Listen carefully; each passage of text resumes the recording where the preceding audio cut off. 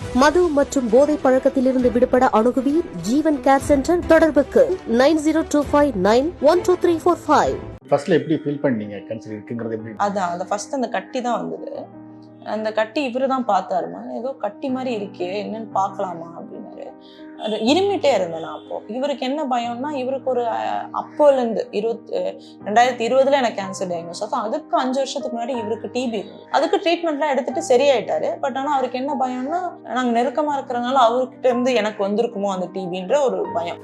அதுக்கப்புறம் பயாப்சி எடுத்தோம். Biopsy report வந்துட்டு அதில் தான் ஃபைனலைஸ் ஆகுது. ஃபைனலைஸ் ஆகும்போது அந்த ரிப்போர்ட்டை போய் நான் வாங்கும்போது தனியாக போனேன். அம்மா அப்பா கீழே விட்டுட்டு நான் மட்டும் தனியாக போனேன். ரிப்போர்ட்டை வாங்கி பார்த்துட்டு எனக்கு கேன்சர்னு தெரிஞ்சிச்சு. அங்கே ஒரு 2 நிமிஷம் உட்காந்து அழுத. அதோட அம்மா அப்பா முன்னாடி அழுகக்கூடாதுன்னு ஒரு வைராக்கியம். என்னதான் ஆகட்டும், அவங்க முன்னாடி அழுகக்கூடாது அப்படின்ட்டு 6 மாதம் ரொம்ப கஷ்டப்பட்டு ட்ரீட்மெண்ட் இது பண்ணி கேன்சர் ஃப்ரீன்னு ஒரு ரிப்போர்ட் வந்தது. அன்னைக்கு எல்லாம் முடிஞ்சிருச்சுன்னு நினச்சி ரொம்ப சந்தோஷமாக இருந்தோம். ஆனால் அன்னைக்கு முடியலை. ஒன்று கேன்சரை பற்றி தெரிஞ்சுக்க வேண்டியது, கீமோ முடிஞ்சோடனே வாழ்க்கை திரும்ப பேக் டு நார்மல் ஆகிடும் அப்படின்னு நிறைய பேர் நினச்சிட்டு இருக்கிறாங்க. அது தவறு. அது பற்றின நிறைய அவேர்னஸ் வேணும். மாறாது. கேன்சர்ன்றது உங்கள் வாழ்க்கையில் ஒரு பகுதி. அது திரும்ப வந்துருமோன்ற பயம் ஏதோ ஒரு ஓரத்தில் இருந்துகிட்டே இருக்கும். அம்மா அப்பாவுக்கு அப்போ 60 வயசு. அப்பா வந்து 60 ஆகிட்டாரு. அம்மா வந்து நியரிங் 60s. அப்போ வந்து நம்ம அம்மா அப்பா பார்த்துக்க வேண்டிய நிலைமையில வந்து நமக்கு அப்படி ஒன்று டிரான்சிஷன் பீரியட். காலேஜ் முடிச்சுட்டு வேலைக்கு போகிறோம். நிறைய கனவுகள், இதை படிச்சிடணும் அதை படிச்சிடணும், பெரிய ஆளாயிரணும்னு நிறைய கனவுகள். அதெல்லாம் உடஞ்சிருச்சு. உனக்கு நோயின்னு தெரிஞ்சோடனே என் காதலை தூக்கி போட்டு போகிற அளவு தான் நான் ரொம்ப கேவலமானவன் நீ நினச்சிட்டு இருக்கியா? அப்போ அவ்வளோதான் உங்களோட புரிதலை என்னை பற்றி எப்படின்னு கேள்வி கேட்டார். அதோடு நிறுத்திட்டேன். மேரேஜ் பற்றி பேசுறதுக்கு முன்னாடி நீங்கள் அந்த கேன்சர் சொன்னீங்க, அது என்னங்கிறத பற்றி நம்ம பேசிடலாம். எனக்கு வந்த டைப் வந்து ஒரு டைப் ஆஃப் பிளட் கேன்சர். பேர் ஹாட்ச்கின்ஸ் லிம்ஃபோமா. ஸோ அதுக்கு வந்து ரொம்ப ஹை டோஸ், ரொம்ப இதுவான கீமோதெரப்பின்றது ஒரு நம்ம நார்மலாக ட்ரிப்ஸ் போகும் இல்லையா, அது மாதிரி இல்லை. ஹை டோஸ் கீமோன்னா ஒரு மருந்து அதில் செலுத்தி கொடுப்பாங்க. அது எவ்வளோ தாக்கத்தை ஒரு இது பண்ணோன்னா, உங்கள் தோலில் பட்டுச்சு அப்படின்னா உங்கள் தோல் வெந்து போயிடும். அந்த அளவு தாக்கமுடைய ஆசிடின் ஈக்குவலேட் பண்ணக்கூடிய தாக்கமுடைய ஒரு மருந்து. அது வந்து ஒரு 6 மாத காலத்துக்கு 12 தடவை ஒரு நாளைக்கு காலையில் போனேன்னா எனக்கு 8லேருந்து ஒரு 10 மணி நேரம் வரைக்கும் அது ஓடும். அந்த ட்ரிப்ஸ்லேயே ஓடிட்டுருக்கோம். அது முடிச்சுட்டு நான் வீட்டுக்கு வந்துடலாம். ஸோ அது வந்து ஒரு 6 மாத கால நாளில் போச்சு. அப்போ வந்து இந்த முடி கொட்டுறது எல்லாம் சாதாரணமாக எல்லாருக்கும் நடக்குது. முடி கொட்டுறது, கை கால்லாம் கருப்பாகிறது, வெயிட் லாஸ் ஆகுறது, வெயிட் கெயின் ஆகுது. ஸ்டீராய்ட்ஸ் நிறையா கொடுத்தனால எனக்கு வெயிட் கெயின் ஆச்சு. லூஸ் மோஷன், கான்ஸ்டிபேஷன், வாமிட்டிங், என்ன சாப்பிட்டாலும் வாந்தி எடுப்பேன். ஸோ அது ஒரு 6 மாதம் வந்து எனக்கு 6 மாதம் தான் இருக்கும்னு நினச்சிட்டு வாந்தி எடுக்க ஆரம்பித்தேன். இன்னைக்கு வரைக்கும் எடுத்துட்டு இருக்கேன். அப்போ வந்து நீங்கள் இறக்கிறதுக்கு கூட வாய்ப்பு இருக்குது. நிறையா எனக்கு டாக்டர்ஸ்லாம் கூட ஃபோன் பண்ணி சொன்னாங்க. தியாகு ஐயா என்னோட ரிப்போர்ட்ஸ் எல்லாம் தோழர் வந்து நிறைய டாக்டர்ஸ்க்கு அவருக்கு நெருக்கமான டாக்டர்ஸ் காமிச்சு கேட்டோன்னே ரொம்ப கஷ்டம் தான், நம்ம ஃபைனல் ஸ்டேஜில் இருக்கிறாங்க பார்ப்போம் அப்படின்னு தோழர் தியாகவும் நிறைய. ரொம்ப நம்பிக்கை வைக்காதீங்க, ரொம்ப சப்போர்ட்டிவாக இருங்க. ஆனால் நீங்கள் மனதுக்குள்ளே ரொம்ப நம்பிக்கை வைக்காதீங்க, உடஞ்சி போகிற மாதிரி ஆகிடும். அதனால் நல்ல எல்லா வகையிலையும் உறுதுணையாக இருங்க, சப்போர்ட்டிவாக இருங்க. ஆனால் ரொம்ப நம்பிக்கை வைக்காதீங்கன்னு சொன்னார். அந்தளவுக்கு ஆபத்தான நிலைமையில் இருப்பாங்க. ஃபர்ஸ்ட்ல எப்படி ஃபீல் பண்ணீங்க கேன்சர் இருக்குங்கிறது எப்படி? அதான் அந்த ஃபர்ஸ்ட் அந்த கட்டி தான் வந்தது. அந்த கட்டி இவரு தான் பார்த்தாருமா, ஏதோ கட்டி மாதிரி இருக்கே என்னன்னு பார்க்கலாமா அப்படின்னாரு. அது இருமிட்டே இருந்தேன் நான். அப்போ இவருக்கு என்ன பயம்னா, இவருக்கு ஒரு அப்போலேருந்து 2020 எனக்கு கேன்சர் டயக்னோஸ் ஆகும். அதுக்கு 5 வருஷத்துக்கு முன்னாடி இவருக்கு டிபி இருந்தது. அதுக்கு ட்ரீட்மெண்ட்லாம் எடுத்துட்டு சரியாயிட்டாரு. பட் ஆனால் அவருக்கு என்ன பயம்னா, நாங்கள் நெருக்கமாக இருக்கிறனால அவர்கிட்ட இருந்து எனக்கு வந்திருக்குமோ அந்த டிபின்ற ஒரு பயம். அவரோட உள்ளுணர்வில் அந்த பயம் இருந்தனால நம்ம எடுத்துருவோம், டெஸ்ட் எடுத்துருவோன்ட்டு. அப்போ நாங்கள் அந்த இருமலே இருக்கிறனால, அப்போ கோவிட் ரொம்ப எல்லாருக்கும் இருமல் இருந்த காலம் இல்லையா அப்போ. அதனால சரி கோவிட் டெஸ்ட்னா உடனே நம்ம ரொம்ப பேனிக் ஆயிடுவோம். அதனால செஸ்ட் எக்ஸ்ரே எடுத்தா கோவிட் தெரிஞ்சிடும், இருக்குன்னா செஸ்ட் எக்ஸ்ரே தெரிஞ்சிடும். அதனால போய் செஸ்ட் எக்ஸ்ரே எடுத்தலாம். எங்க பல்மாலஜிஸ்ட் டாக்டர் ஹரிபிரசாத்னு அவர் தான் சொன்னாரு. அப்புறம் எக்ஸ்ரேவை பார்த்துட்டே அவர் ஏதோ ரொம்ப அப்நார்மலா இருக்கு எக்ஸ்ரே, நம்ம வந்து நீங்க எதுக்கும் போய் பயாப்சி எடுத்துருங்க அப்படின்னாரு. அப்போ கரெக்டாக நாங்கள் வந்து சென்னையில் இருந்து மொத்தமாக அம்மா அப்பா நான் எல்லாருமே கோயம்புத்தூருக்கு வெக்கேட் பண்ணுறோம். என்னோட படிப்பெல்லாம் முடிஞ்சிருச்சு, யூஜிலாம் முடிச்சுட்டு வெக்கேட் பண்ணுறோன்ற ஒரு சூழ்நிலை. அப்போ நாங்கள் வெக்கேட் பண்ணி அங்கே போயிட்டு அங்கே ராமகிருஷ்ணாவில் பயாப்சி எடுத்தோம். பயாப்சி சிடி எடுத்தோம். சிடி ரிப்போர்ட் வரும்போது இவர் கூட இருந்தார். அதுக்கப்புறம் பயாப்சி எடுத்தோம். பயாப்சி ரிப்போர்ட் வந்துட்டு அதில் தான் ஃபைனலைஸ் ஆகுது. ஃபைனலைஸ் ஆகும்போது அந்த ரிப்போர்ட்டை போய் நான் வாங்கும்போது தனியாக போனேன். அம்மா அப்பா கீழே விட்டுட்டு நான் மட்டும் தனியாக போனேன்.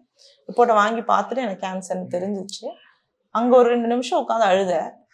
அதோட அம்மா அப்பா முன்னாடி அழுகக்கூடாதுன்னு ஒரு வைராக்கியம். என்னதான் ஆகட்டும், அவங்க முன்னாடி அழுகக்கூடாது அப்படின்ட்டு. அப்புறம் வந்து எங்க அம்மா பார்த்துட்டியா அப்படின்னாங்க. இல்லைம்மா பார்க்கவே இல்லையே. இல்லை நீ பார்த்துருப்ப, என்கிட்ட போய் சொல்ற. இல்லைம்மா பார்க்கலாமா, வா டாக்டர் போய் பார்க்கலாம். அப்போ பயாப்சி எடுத்துட்டு போய் காட்டு. அப்புறம் டாக்டர் சொல்லிட்டாரு. டாக்டருமே வந்து என்ன உள்ள இருக்க அப்பா உட்காந்துருந்தாங்க, நான் உட்காந்துருந்தேன். நீங்க வெளியே இருங்க ஸ்ருதி அப்படின்னாரு.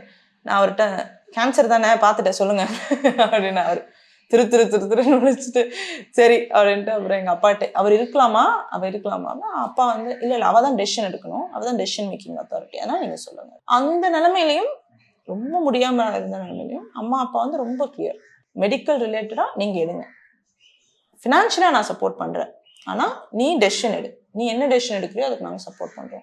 அன்றைக்கி நான் ட்ரீட்மெண்ட் வேணாம்னு சொல்லியிருந்தாலும் சப்போர்ட் பண்ணியிருப்பாங்க. அன்றைக்கி நான் வேற எங்கேயாவது ட்ரீட்மெண்ட் எடுக்கணும், சிங்கப்பூர் அங்கே அன்றைக்கி ரெடியாக இருந்தாங்க எங்கேனாலும் ட்ரீட்மெண்ட் எடுக்க.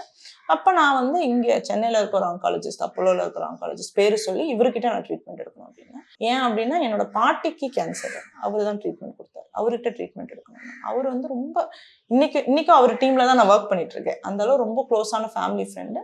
எனக்கு ரொம்ப நம்பிக்கையான ஒரு டாக்டர்ஸ் பேசுறதுல பேஷண்ட்டுக்கு ஒரு நம்பிக்கை வரும். டாக்டர் போனோடனே ரொம்ப கஷ்டம், இது வரைக்கும் ஒரு வார்த்தை சொன்னது கிடையாது. அவருக்கு தெரியும் அது எவ்வளோ கஷ்டம், என்னை பொழைக்க வைக்கிறது எவ்வளோ கஷ்டம் அவருக்கு தெரியும். ஆனால் ஒரு நாள் இதெல்லாம் சரியாயிரும், என்ன வந்துட்டியா, சரி வா போகலாம், ட்ரீட்மெண்ட் எடுக்கலாம், சரியாயிரும் வா, என்ன திரும்பி உட்காந்து எங்கள் அம்மா அழுதாலே அவளே அழுவாமல் இருக்கா, நீங்கள் அழுதுறீங்க அப்படின்ற மாதிரி கேட்குற ஒரு டைப்பு. ரொம்ப ஜாலியான ஒரு டைப்பு. அவரை பார்க்குறோன்ற ஆசையிலேயே நான் அடுத்த கீமோக்கு போயிடணும் அப்படின்ற ஒரு எனர்ஜி கொடுக்குற ஒரு பர்சன். 6 மாதம் வந்து ஒரு சோஷியலாக இருக்கிற ஒரு பர்சனை வந்து 4 செவத்துக்குள்ள அடக்கி வைக்கிறதுன்றது எங்கள் அம்மானால முடியலை.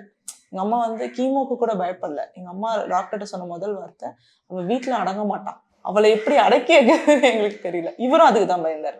ஏன்னா என்னால் வீட்டில் இருக்க முடியாது, எனக்கு பைத்தியம் பிடிச்சிரும். 4 செவரு, வெள்ளை செவரு, அதை பார்த்தாலே எனக்கு ஐயோ எங்கே சொர்க்கத்தில் இருக்கோமா இல்லை வீட்டில் இருக்கோமான்னு தெரியாமல் ஒரு நிலைமை. அப்படிதான் ட்ரீட்மெண்ட் போச்சு. 6 மாதம் ரொம்ப கஷ்டப்பட்டு ட்ரீட்மெண்ட் இது பண்ணி கேன்சர் ஃப்ரீன்னு ஒரு ரிப்போர்ட் வந்தது. அன்னைக்கு எல்லாம் முடிஞ்சிருச்சுன்னு நினச்சி ரொம்ப சந்தோஷமா இருந்தோம். ஆனால் அன்னைக்கு முடியலை. கேன்சரோட சைடு எஃபெக்ட்ன்றது ஒன்றுமே கிடையாது. இன்னைக்கும் நிறைய பேஷண்ட்ஸ் நான் சொல்லுவேன், கேன்சர் ரொம்ப கொடூரமான நோய் கிடையாது, அவன் ரொம்ப நல்லவன். ஏன்னா உங்க உடம்புல இருக்குன்னு சொல்லவே மாட்டான், அவன் பாட்டுக்கு அமைதியா இருப்பான், நீங்க செத்துருவீங்க, அப்புறம் தான் நம்மளுக்கு தெரியும் அது கேன்சர் அப்படின்ட்டு.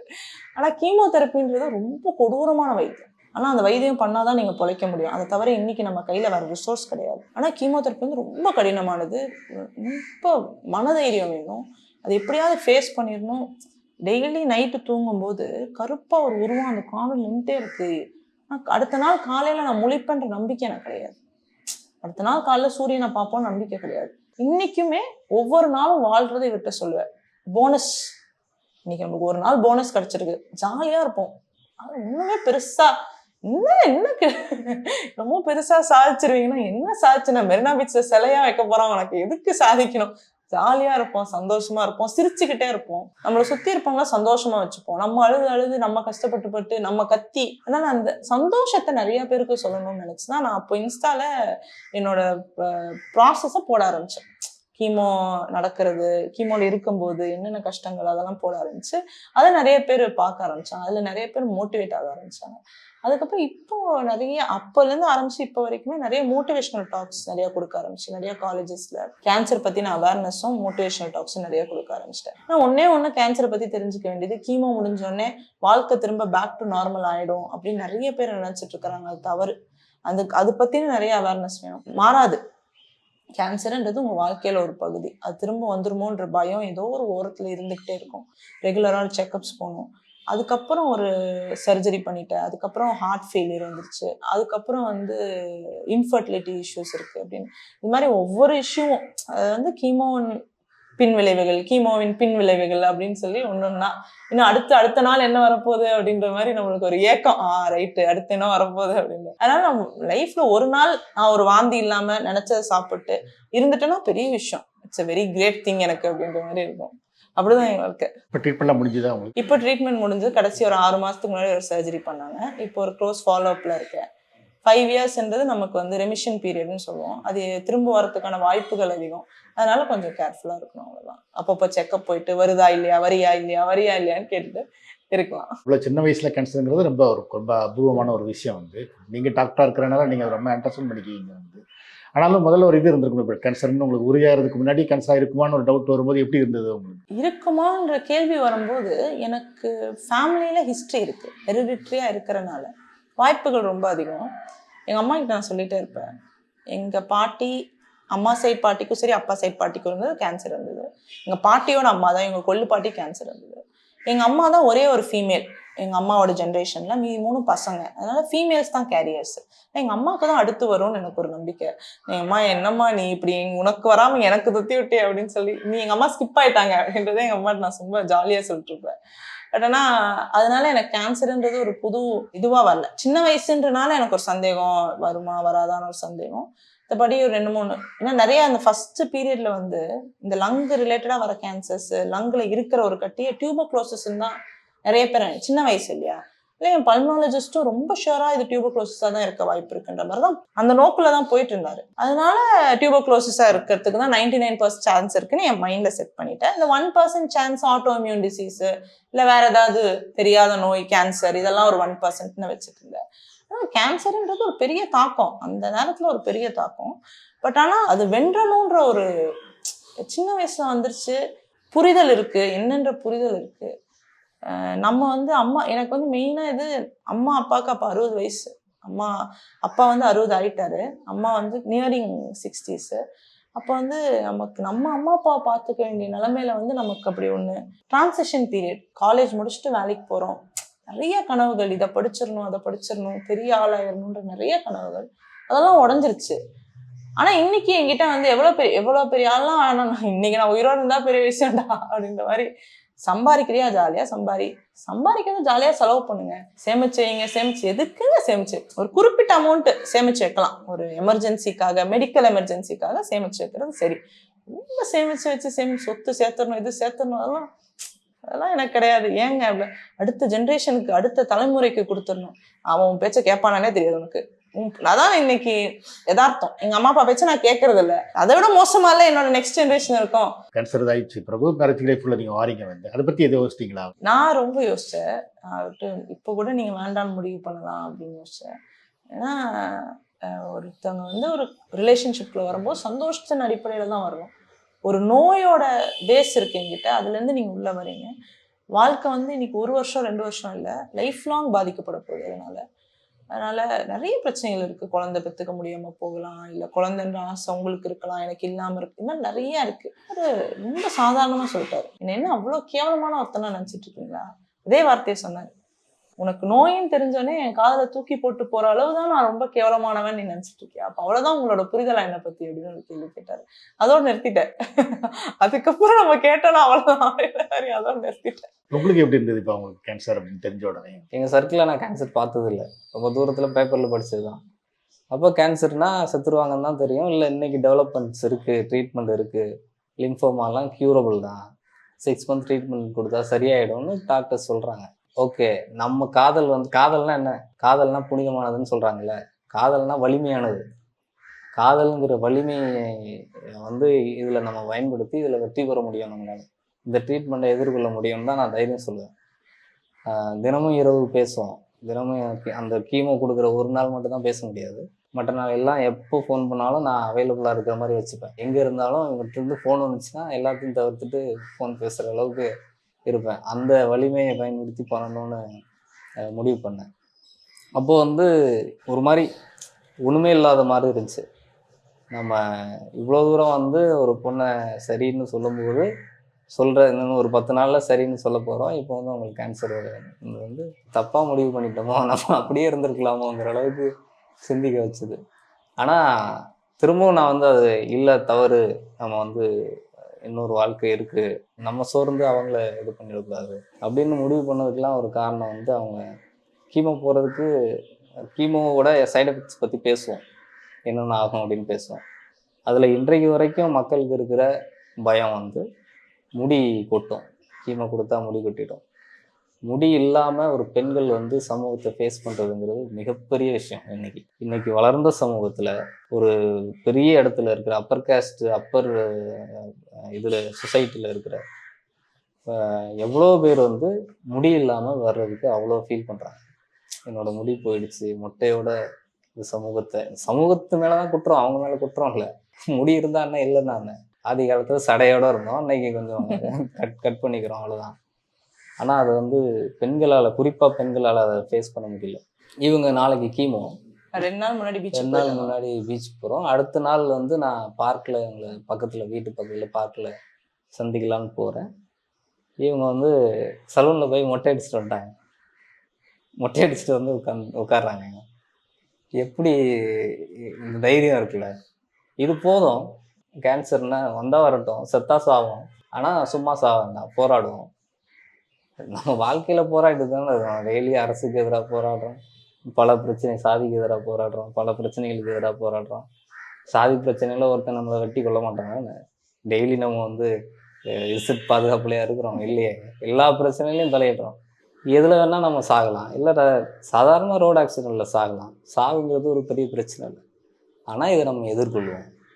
அப்படி தான் நாங்கள் முடிவு பண்ணோம்.